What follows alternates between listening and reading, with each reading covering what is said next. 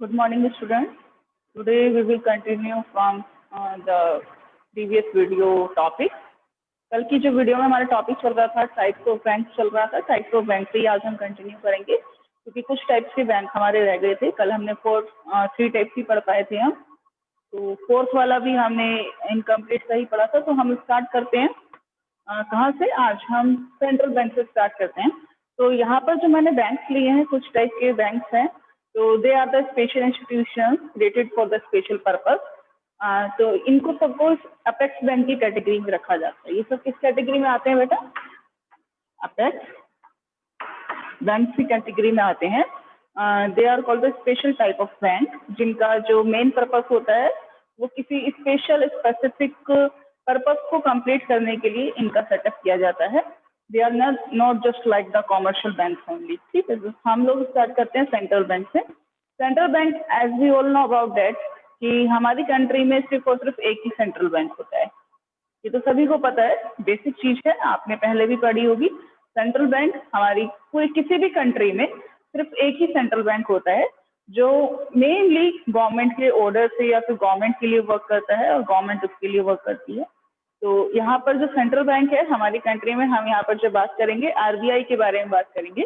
India में सिर्फ और सिर्फ एक ही सेंट्रल बैंक है एंड दैट इज आरबीआई। तो जो आरबीआई के फंक्शंस हैं उसमें सबसे पहला यहाँ पे फंक्शन दिया गया है मेंटेन इकोनॉमिक स्टेबिलिटी। जो हमारा सेंट्रल बैंक है, सेंट्रल बैंक का फर्स्ट वन फंक्शन यही है, जो मेन बेसिक फंक्शन है, जिसका मेन पर्पस जिसके लिए इसको स्टैब्लिश किया जाता है, दिट इज द किसी भी कंट्री में इकोनॉमिक स्टेबिलिटी को मेंटेन करके रखना। अब इकोनॉमिक स्टेबिलिटी कैसे मेंटेन की जाती है और हम किस टाइप की इकोनॉमिक स्टेबिलिटी मेंटेन करने की बात कर रहे हैं? जैसे सभी कंट्रीज में बेटा इन्फ्लेशन और डिफ्लेशन होती है। इन्फ्लेशन मीन्स बहुत ज्यादा महंगाई बढ़ गई है और डिफ्लेशन मीन्स बहुत ज्यादा मंदी आ गई। तो इन दोनों ही केसेस में जो आरबीआई है वो बहुत इंपॉर्टेंट रोल प्ले करता है। अगर बहुत ज्यादा इन्फ्लेशन हो रही है, इट मीन्स दैट मार्केट में कैश फ्लो ज्यादा है, तो वो क्या करता है, जितने भी हमारे interest rate, repo rate, reserve repo rate वगैरह हैं, जो बैंक हम पे चार्ज करता है या हमसे लेता है, तो उन सभी रेट को वो इंक्रीज डिक्रीज करके इकोनॉमी को मेंटेन करने की कोशिश करता है आरबीआई। जितनी भी रेट्स हैं वो सब कौन मैनेज करता है? आरबीआई मैनेज करता है, सेंट्रल बैंक मैनेज करता है। So in the case of inflation और डिफ्लेशन, जो हमारी आरबीआई है, जो सेंट्रल बैंक है, वो दोनों ही कंडीशन में हमारी इकोनॉमी को स्टेबल बनाए रखने की कोशिश करता है कि बहुत ज्यादा इन्फ्लेशन भी ना हो जाए और बहुत ज्यादा डिफ्लेशन भी ना हो जाए। दोनों ही कंडीशन कंट्री के लिए बहुत ज्यादा हार्मफुल है, तो उन दोनों कंडीशन से सबसे पहली बात हमें बचा के रखता है ये। सेकंड नंबर पे जो इसमें इंपॉर्टेंट पॉइंट है, इसका जो इंपॉर्टेंट फंक्शन है, दैट इज इशू करेंसी। ये तो हम सभी जानते हैं कि जो करेंसी इशू करने का राइट है वो सिर्फ और सिर्फ किसके पास है? सेंट्रल बैंक के पास है। तो इन इंडिया जो आरबीआई है, जो हमारी करेंसी है, करेंसी को कौन इशू करता है? आरबीआई इशू करते हैं। तो और करेंसी पे जो सिग्नेचर्स होते हैं वो भी जो गवर्नर ऑफ द आरबीआई, जो हमारे गवर्नर हैं, उनके ही सिग्नेचर किए जाते हैं। सिर्फ और सिर्फ पूरी कंट्री में एक सेंट्रल बैंक के गवर्नर के पास ही करेंसी इशू करने का राइट होता है। इसके बाद जो नेक्स्ट इसका जो मेन फंक्शन दिया गया है, that is control to other bank. Other जितने भी टाइप के बैंक हमने पढ़े हैं उन सभी बैंक से कंट्रोल करने का, उन सबको कंट्रोल करने का काम कौन करता है? सेंट्रल बैंक करता है। जैसे हमारे जितने भी कॉमर्शियल बैंक थे या फिर हमने यहाँ पर अब अदर स्पेशल इंस्टीट्यूशंस बैंक के बारे में हम यहाँ पर पढ़ रहे हैं, तो इनमें क्या इंटरेस्ट रेट रखनी है, लोन पे क्या इंटरेस्ट रेट कौन कब चार्ज करेगा, और आपकी सभी डिफरेंट टाइप की जो रेपो रेट है, रिजर्व रेपो रेट है, या फिर बहुत अदर टाइप की रेट्स होती हैं, तो उन सबको मैनेज करना और वो कब इंक्रीज और डिक्रीज करनी है, बैंक कितना लोन पास कर सकते हैं, कितना लोन नहीं दे सकते, कितने डिपॉजिट्स अपने पास रख सकते हैं, कितने नहीं रख सकते, वो सारी कंडीशंस कौन डिटरमाइन करता है? सेंट्रल बैंक डिटरमाइन करते हैं।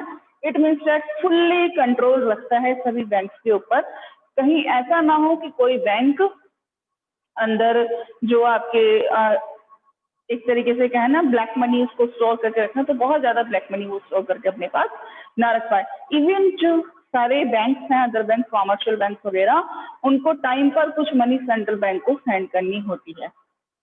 तो उसका भी कुछ रेट वो लोग डिसाइड करते हैं सेंट्रल बैंक वाले, जिससे कि कॉमर्शियल बैंक में ज़्यादा मनी हो जाएगी तो वो लोन देंगे अपनी इनकम के लिए, अपनी सेल्फ इनकम के लिए वो क्या देंगे, लोन देंगे। और लोन मार्केट में जाएगा तो इससे इन्फ्लेशन बढ़ती है, फिर जब ज़्यादा मनी मार्केट में जाती है, पूरा प्रोसेस आप इकोनॉमिक्स में पढ़ेंगे, तो उसको इकोनॉमी को कंट्रोल करने के लिए भी ये सब बैंक काम करता है, जिससे अदर बैंक पर कंट्रोल बना रहे। ये कुछ इसके मेन इंपॉर्टेंट पॉइंट्स हैं। Maintain economic stability, issue currency, control to other bank. एक है यहाँ पे बैंक ऑफ गवर्नमेंट, गवर्नमेंट की बैंक के रूप में भी आरबीआई काम करता है। मीन्स गवर्नमेंट की मोस्ट ऑफ द जो हमारी ट्रांजैक्शन है या फिर हमारी कंट्री के लिए, हमारी कंट्री की तरफ से जो ट्रांजैक्शन होती है अदर कंट्री में, वो सब किसके थ्रू होती है, बैंक के थ्रू होती है, सेंट्रल बैंक के थ्रू होती है। जैसे सपोज कीजिए हम लोग ऐसे सुनते हैं न्यूज़पेपर वगैरह मोस्ट ऑफ द टाइम, या फिर न्यूज़ में हम ऐसे सुनते हैं कि किसी पर्टिकुलर कंट्री पर इतने लाख करोड़ का कर्ज है और चाइना ने इतने लाख का कर्ज दिया हुआ है जापान को, या फिर दूसरी कंट्री को उसने इतने लाख का कर्ज दिया हुआ है। तो वो जो कर्ज है उस कंट्री के अंदर कौन पे करता है, आरबीआई से जाता है, गवर्नमेंट के अकाउंट से आरबीआई से दूसरी कंट्री को पे किया जाता है। तो जितने भी क्रेडिट्स हैं ये, उन सबको क्या करता है, कंट्री के ऊपर जितने क्रेडिट है उन सबको मैनेज करने की कोशिश करता है central bank. They are the some functions of the central bank here. बाकी नेक्स्ट, अब हम नेक्स्ट बैंक पे आते हैं, that is EXIM bank, export import bank of India. तो ये जो हमारा एक्सपोर्ट इंपोर्ट बैंक है, यहाँ पर जो बात की गई है एक्सिम बैंक की, इसका जो मेन पर्पस है, सबसे पहली बात, हमारी कंट्री में, इंडिया में जितनी भी हमारे बिजनेसेस और इंडस्ट्रीज हैं, उन सभी बिजनेस और इंडस्ट्री में बहुत सारे पर्सन ऐसे होते हैं जो इंटरनेशनल लेवल पे बिजनेस करना चाहते हैं। मीन्स वो अपने बिजनेस को इंक्रीज करना चाहते हैं बाय द एक्सपोर्ट और इम्पोर्ट। क्या होता है एक्सपोर्ट और इम्पोर्ट? इम्पोर्ट मीन्स जब हम किसी कंट्री से गुड्स को मंगा रहे हैं, परचेज कर रहे हैं अदर कंट्री से, और एक्सपोर्ट मीन्स जब हम किसी अदर कंट्री में अपना गुड्स सेल आउट कर रहे हैं। तो एक्सपोर्ट और इम्पोर्ट, दैट वन इज। अब यहाँ पर ऑन 1 जनवरी 1982 को ये बैंक एस्टैब्लिश किया गया था। इसका जो फर्स्ट मेन फंक्शन है that is assistance to traders of export import. वो पर्टिकुलर ट्रेडर्स या बिजनेसमैन जो एक्सपोर्ट और इम्पोर्ट के बिजनेस में इन्वॉल्व हैं, उन सबको असिस्टेंस प्रोवाइड कराना इसका मेन फंक्शन है। असिस्टेंस वर्ड का मीन्स होता है बेटा हेल्प। तो फाइनेंशियल हेल्प उनको प्रोवाइड कराता है कौन? Exim bank. किसको प्रोवाइड कराता है? जो वो पर्टिकुलर बिजनेसमैन, वो पर्टिकुलर ट्रेडर्स जो एक्सपोर्ट और इंपोर्ट के बिजनेस में इन्वॉल्व रहते हैं, उस पर्टिकुलर बिजनेस में अपनी ग्रोथ करना चाहते हैं, ज़्यादा से ज़्यादा बिजनेस को इंक्रीज करना चाहते हैं, बिजनेस का लेवल और स्केल ऊंचा करना चाहते हैं। तो जितना ज़्यादा बिजनेस का स्केल अच्छा होगा, स्केल ऊंचा होगा बिजनेस का, उतना ही ज़्यादा क्या होगा, इसमें आपकी जो कंडीशन है, आपकी कंट्री की इकोनॉमिक कंडीशन, वो भी इम्प्रूव होती है। तो डेट्स वाई ये उन पर्टिकुलर पर्सन को हेल्प करता है। नेक्स्ट है इसमें the financing to financial assistance institutions और द कॉमर्शियल बैंक। मीन्स जो एक्सिम बैंक है वो रीफाइनेंसिंग फैसिलिटी भी प्रोवाइड कराता है। And now the word is refinancing. What is refinancing? क्या है? फाइनेंस कराना मीन्स दैट, जैसे सपोज करो मेरे पास स्कूटी, अपने पास पैसे नहीं थे मेरे पास, मैंने क्या लिया, इंस्टॉलमेंट से बैंक से लोन लेकर स्कूटी परचेज कर ली। तो that is called financing. Means मैंने स्कूटी कैसे ली है? फाइनेंस से लिए, मैंने लोन पे स्कूटी ली। अब हम क्या करते हैं, बाई चांस ऐसा हुआ कि मैं अपनी स्कूटी के जो फाइनेंस के इंस्टॉलमेंट थी उनको पे नहीं कर पाई, तो मैं क्या कर सकती हूँ, मैं जाऊंगी दूसरे बैंक के पास और मैंने उनसे कहा कि मेरे पास इतने रुपए का बैंक का लोन है और मैं उसको पेमेंट करना चाहती हूँ, तो मैं दूसरी जगह से लोन लेने के लिए जा रही हूँ। यानी कि एक लोन का पेमेंट करने के लिए जब दूसरा बैंक हमें लोन देता है तो उसको बोलते हैं रीफाइनेंसिंग। यहाँ पे देखिए, तो ये क्या करता है, रीफाइनेंसिंग करता है, लोन का पेमेंट करने के लिए लोन देता है। किसको? फाइनेंशियल इंस्टीट्यूशंस जितने भी होते हैं, फाइनेंशियल इंस्टीट्यूशंस में वो सभी आ जाते हैं बेटा, just like the insurance companies और द शेयर डिवेंचर्स के जो हमारे सेलर्स होते हैं, ट्रेडर्स होते हैं, वो सब इसमें आ जाएंगे आके, या फिर अदर कॉमर्शियल बैंक्स। ठीक, ये सब जो है कॉमर्शियल बैंक को और फाइनेंशियल इंस्टीट्यूशंस को रीफाइनेंसिंग की फैसिलिटी प्रोवाइड कराता है कौन? Exim bank. अब बात करते हैं किसकी? लोन फैसिलिटी टू किसको? International business. जो पर्टिकुलर पर्सन इंटरनेशनल लेवल पर बिजनेस करना चाहते हैं या फिर अदर कंट्री में अपने बिजनेस का स्केल करना चाहते हैं, अदर कंट्री में किसी पर्सन के साथ बिजनेस में ज्वाइंट होना चाहते हैं। सपोज कीजिए वहाँ पे कोई अमेरिका में सपोज कीजिए मेरे कोई फ्रेंड है और मैं उनके साथ बिजनेस में ज्वाइंट होना चाहती हूँ, मुझे वहाँ पर कुछ मनी इन्वेस्ट करनी है just like the plant and machinery में। मेरे पास पैसे नहीं है तो मैं क्या कर सकती हूँ, एक्सिम बैंक से लोन ले सकती हूँ और लोन लेकर वहाँ पे मैं प्लांट एंड मशीनरी परचेज कर सकती हूँ। केवल एक्सिम बैंक कहाँ पर हेल्प करेगा आपका, इंटरनेशनल लेवल पर या फिर एक्सपोर्ट और इंपोर्ट करने में गुड्स को, कहाँ पर, अदर कंट्री में। आपको फाइनेंस की फैसिलिटी चाहिए, इन दैट केस एक्सिम बैंक आपको सभी तरह की असिस्टेंस प्रोवाइड कराने की कोशिश करता है। आपको प्रूफ दिखाने होंगे कि आप जो है इंटरनेशनल लेवल पर बिजनेस करने के लिए आगे इनकरेज है और मोटिवेटेड है। नेक्स्ट जो इसमें यहाँ पर हमने पॉइंट किया है that is NABARD. NABARD is a important bank, ये बहुत इंपॉर्टेंट बैंक है। मोस्ट ऑफ द पर्पस सबसे अगर देखा जाए मेनली जो इसका पर्पस होता है वो हमारी कंट्री में एग्रीकल्चरल एक्टिविटीज को प्रमोट करना ज़्यादा से ज़्यादा, और जो रूरल एरियाज होते हैं रूरल एरियाज में अपलिफ्टमेंट करना, उनका स्टैंडर्ड अच्छा करना। ज़्यादा से ज़्यादा जो गांव के लोग हैं वो बैंक्स का यूज़ करना सीखें, वो बैंक से लोन लेकर अपनी एग्रीकल्चर, अपनी खेती को आगे बढ़ाएं, जिससे कि उनका स्टैंडर्ड ऑफ लिविंग भी अच्छा हो और गांव में ज़्यादा से ज़्यादा इंडस्ट्रीज ओपन हो सके। मीन्स एक तरीके से देखा जाए तो all over development of the rural areas, ये इसका मेन ऑब्जेक्टिव होता है किसका, नाबार्ड बैंक का। तो इस यहाँ पर क्या है कि ये शॉर्ट टर्म लोन और लॉन्ग टर्म लोन प्रोवाइड कराता है किसको, एग्रीकल्चरल एक्टिविटीज की। वो पर्टिकुलर पर्सन जो एग्रीकल्चरल एक्टिविटीज के लिए लोन लेना चाहते हैं उनको स्पेशल कैटेगराइज करके ये लोग लोन प्रोवाइड कराते हैं। सपोज करो मैं हूँ, मुझे अपने घर के लिए लोन लेना है तो मुझे लोन नहीं मिलेगा यहाँ पर। नाबार्ड बैंक में लोन के लिए प्रेफरेंस किसको दी जाएगी, जो पर्टिकुलर पर्सन एग्रीकल्चरल एक्टिविटीज के लिए लोन लेना चाहता है। मेरे फादर हैं, वो खेती करते हैं, एग्रीकल्चर का काम करते हैं, उन्हें लोन की नीड है, वो नाबार्ड बैंक में जाएंगे तो उन्हें प्रेफरेंस मिल जाएगी, बहुत इजीली उनको वहां से लोन मिल सकता है। नेक्स्ट है refinancing to commercial bank, cooperative bank against agricultural loan. यहाँ पर मैंने ऐसा क्यों लिखा है, जैसे सपोज कीजिए कि हम लोग शहर में रहते हैं, हम गांव में नहीं रहते, ठीक है, और हमारी खेती है, तो हमने क्या किया, शहर में ही सपोज कीजिए हमारा स्टेट बैंक में अकाउंट है, हमने स्टेट बैंक से एग्रीकल्चरल लोन ले लिया। State bank is a commercial bank, वही कॉमर्शियल बैंक है। हमने वहां से क्या लिया है, एग्रीकल्चरल लोन ले लिया 1 लाख रुपए का, और जब हमने वो लोन लिया तो हम उसका पेमेंट नहीं कर पाए, ठीक है, हम उसका पेमेंट नहीं कर पा रहे हैं, तो हम क्या कर सकते हैं, हम नाबार्ड बैंक जा सकते हैं और नाबार्ड बैंक में जाके कहेंगे कि हमने वहां से लोन लिया था। आफ्टर दैट हम क्या करें, वहां पर अपनी स्लिप दिखाएं लोन की, तो नाबार्ड वाले हम क्या कर सकेंगे, हमें फिर से वो रीफाइनेंसिंग फैसिलिटी प्रोवाइड कराएंगे। वो हमें क्या देंगे, रीफाइनेंसिंग फैसिलिटी, बिकॉज ऑफ हमने कोऑपरेटिव बैंक से लोन लिया था अपने पर्सनल यूज के लिए, एग्रीकल्चरल एक्टिविटीज के लिए, और कॉमर्शियल बैंक से हमने लोन लिया था, या तो हम कॉमर्शियल बैंक से ले सकते हैं या फिर कोऑपरेटिव बैंक से। उसके बाद भी अगर हम इनके लोन का पेमेंट नहीं कर पा रहे हैं तो फिर हमें कौन हेल्प करेगा, नाबार्ड बैंक। तो ये हमें क्या करता है, असिस्ट करता है हर तरीके से एग्रीकल्चरल एक्टिविटीज को प्रमोट करने में। इसके बाद जो हमारे 2 पॉइंट हो जाते हैं, थर्ड नंबर पे नाबार्ड बैंक का जो मेन फंक्शन है that is finance for export specific commodities. Suppose कीजिए कि हमें क्या करना है,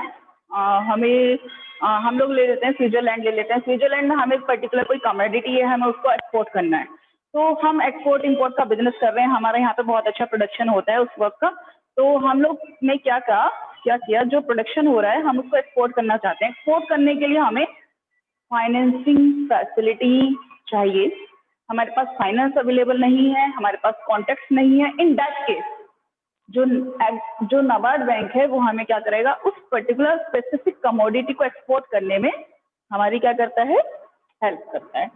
तो यहाँ पर ये हमें फाइनेंस प्रोवाइड कराता है for the export of specific commodity, कोई स्पेसिफिक कमोडिटी जिसकी गवर्नमेंट से हमें परमिशन मिली हुई है कि इस कमोडिटी को हम अपने इंडिया से अदर कंट्री में क्या करेंगे, एक्सपोर्ट कर सकते हैं, उसकी हमारे पास परमिशन है, गवर्नमेंट से लाइसेंस है हमारे पास, लेकिन हमारे पास क्या है, कुछ फाइनेंशियल कंडीशंस हैं, क्राइसिस हैं, in that case NABARD bank हमारी हेल्प करता है। After that the last function of the NABARD bank is research work for rural upliftment. ये time to time rural areas के अपलिफ्टमेंट के लिए रिसर्च वर्क भी कराता है। जैसे मैंने अभी आपको स्टार्टिंग में बताया था, नाबार्ड बैंक का मेन फंक्शन क्या है, रूरल एरियाज का ऑलराउंड डेवलपमेंट करना, वहाँ की एग्रीकल्चरल एक्टिविटीज देखना, वहाँ पे ज्यादा इंडस्ट्रीज सेटअप कराना। तो वहाँ पे कितनी इंडस्ट्रीज सेटअप हो रही हैं, कितना लोग एग्रीकल्चर के लोन ले रहे हैं, उससे कितना फायदा हो रहा है उनको, तो उसके लिए वो क्या कराता है, वहां पर मार्केट में रिसर्च वर्क भी कराता है। रिसर्च वर्क कराना, कितना बेनिफिट हुआ, उससे कितना बेनिफिट नहीं हुआ, और हम आगे कितना प्रोग्रेस कर सकते हैं, ये सब प्लान करना भी मेन काम किसका है, नाबार्ड बैंक का है। फाइनेंशियल हेल्प करने के लिए, फाइनेंशियल असिस्टेंस के लिए गवर्नमेंट ने स्पेशल नाबार्ड बैंक को स्टैब्लिश किया है for the rural areas upliftment, right. ये हमारे 3 बैंक यहाँ पर कंप्लीट हो जाते हैं। अब हम लास्ट पर आते हैं, that is the industrial reconstruction bank of India. ये जो बैंक है, जैसा कि बेटा इसके नाम से क्लियर हो रहा है हमें, इसके नाम में देखिए, इसके पूरा इसका मीनिंग छुपा हुआ है। इंडस्ट्रियल मीन्स इंडस्ट्रीज के, रिकंस्ट्रक्शन मीन्स इंडस्ट्रीज के रिकंस्ट्रक्शन के लिए बैंक ऑफ इंडिया। एक मिनट बेटा,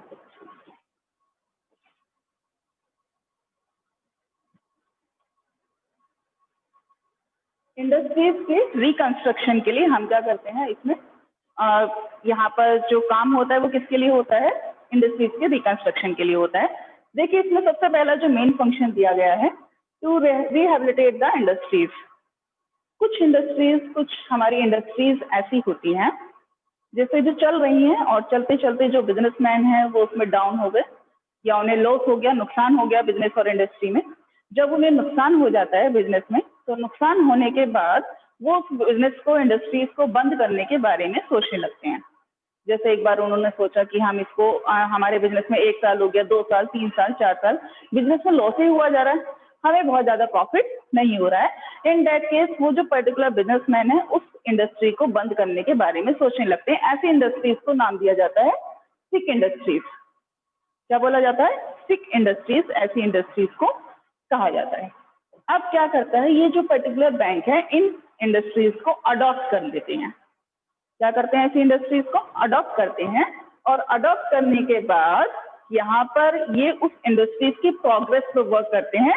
एक्चुअल में कहाँ कमी रही, क्या फाइनेंस की वजह से ये इंडस्ट्रीज डाउन चली गई, क्योंकि कहीं ना कहीं देखा जाए जो हमारा सेंट्रल बैंक है, हमारी जो कंट्री है, उसका मेन ऑब्जेक्टिव ये है कि हम अपनी कंट्री की इकोनॉमिक कंडीशंस को अच्छा करें। इकोनॉमिक कंडीशंस को बेटर करने के लिए हमें इंडस्ट्रीज ज्यादा से ज्यादा डेवलप करनी है, और अगर इंडस्ट्रीज, सभी इंडस्ट्रीज ऐसे डाउन होकर के, लॉस में जाकर के बंद होती चली जाएंगी, तो फिर कैसे काम चलेगा, क्या इकोनॉमिक डेवलप होगी हमारी, नहीं होगी, कितने लोग बेरोजगार होंगे। तो इसलिए जो इंडस्ट्रीज पहले से स्टैब्लिश हैं वो तो कंटिन्यू में चलती रहे, कंटिन्यू करती रहे। तो इसके लिए ये जरूरी है हम लोग क्या करें, उन्हें असिस्टेंस प्रोवाइड कराएं। ये पर्टिकुलर जो बैंक है वो उन सिक्स इंडस्ट्रीज को क्या कर लेता है, अडॉप्ट करता है। आफ्टर दैट उन्हें हर तरीके की असिस्टेंस प्रोवाइड कराने की कोशिश करता है, जिससे कि ज्यादा से ज्यादा इंडस्ट्रीज को आगे बढ़ाया जा सके। ये बेटा कुछ टाइप्स थे यहाँ पे हमारे बैंक के, जिनको आज हमने कंप्लीट कर लिया है। ये हमारी 2 वीडियो में कंप्लीट हुआ था। कुछ टाइप्स ऑफ बैंक हमने कल प्रीवियस वीडियो में ही पढ़े थे, जिसमें आज वो क्लास अटेंड नहीं की है, कल अटेंड नहीं की थी, तो उसको आप जाके पढ़ सकते हैं वहाँ पे स्कूल के यूट्यूब चैनल पर। कल हम लोग यहाँ पर इसके बैंक्स के account, different type of accounts के बारे में डिस्कस करेंगे। कल भी जुड़े रहिएगा। Thank you and have a nice day to all of you.